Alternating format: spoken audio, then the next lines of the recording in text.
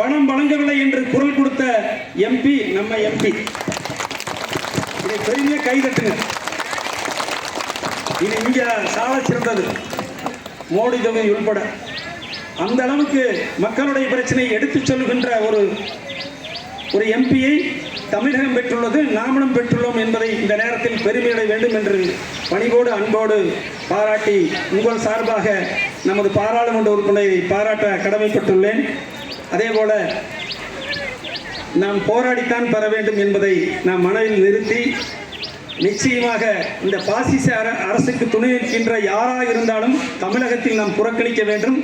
இல்லை என்று சொன்னால் நாம் நிச்சயமாக ஒரு அடிமை வாழ்க்கை தான் அடைய வேண்டும் என்கின்ற நிலையில் மத்திய ஆள்கின்ற மோடி அரசு இருக்கின்றது. ஆகவே நீங்கள் தொடர்ந்து இன்னும் எண்ணற்ற திட்டங்களை, நானே பேசினா நிறைய இருக்குது, இன்னொரு இடத்துலையும் அந்த கூட்டங்கள் இருக்குது, வெயிலாக இருக்குது அந்த நேரத்தில். ஆகவே இது ஏன் நம்ம எதிர்க்கிறோம், ஏன் போராடுறோங்கிறத இதனுடைய நோக்கம். ஆகவே இங்கு வந்திருக்கின்ற பெரியோர்கள், தாய்மார்கள்,